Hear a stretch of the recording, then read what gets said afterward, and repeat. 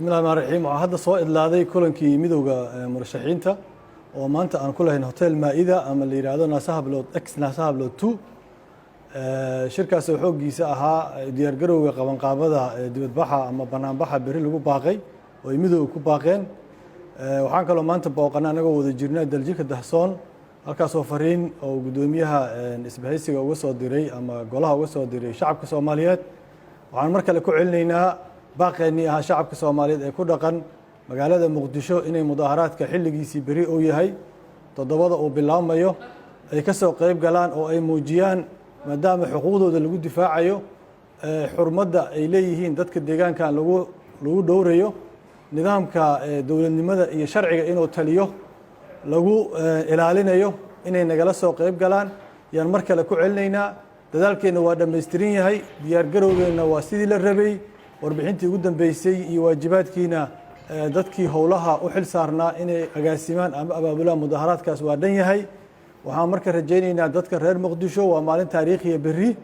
waa markay bilaamayso dadku inay si nabad ah codkooda si xorriyad iyo dimuqraadiyad ay ku cabiraan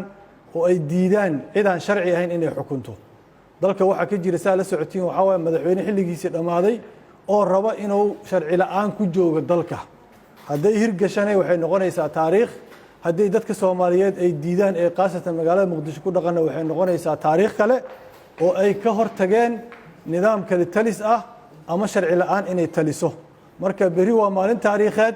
taariikhdaas waxaan ugu baaqaynaa shacabka Muqdisho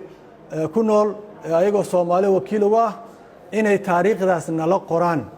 oo dadka la xasuusanayo oo taariikhdaas nala qoraayo ay noqdaan yaan ugu baaqaynaa waxaan taliska dhamaaday xilligiisa ama muddo sharciyeedkiisa ugu baaqaynaa oo hogaamiyo Maxamed Cabdullaahi Farmaajo inay ka waantoobaan wax kasta oo carqalad ah ama qalalaasa ah ama fidna ah ama jidgooyo ah ama isbaara ah ama foodeyn ah ay ku sameynayaan dibadbaxaas wixii ka yimaado oo mas'uuliyaddan ayaga qaadaya waxaan mar kale u baaqiyaa dhalinyarada Soomaaliyeed ciidanka xoogga dalka tirsan ee kuwa nabadgelyada ka tirsan ee kuwa booliska ka tirsan iyo taliyaashoodaba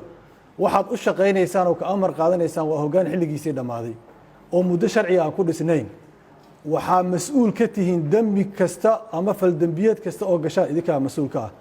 qof allaali qofkii kamida saraakiishaas ama taliyaashaas ama ciidankaas kamida oo si sharaf leh waajibkiisa u guta oo dastuurka u ixtiraama oo ilaaliya xurmada iyo xuquuqda muwaadinka dhowra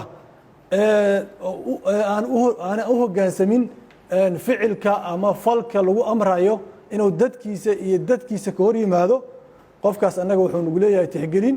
musharaxiintan iyo golahan midowga musharaxiintan wuxuu ku yeelan doonaa tixgelin dadka Soomaaliyeedna wuxuu ku dhex yeelan doonaa magac iyo tixgelin maanta taariikh qori doontaa dadka hadda tala midowga musharaxiinta ku jira waa kuwii shalay madaxda ku ahaa waa kuwii shalay garaadaha aad haysato ku siiyey ninkan taliskiisii ama muddadiisii dhamaatana wuu tagayaa haddaad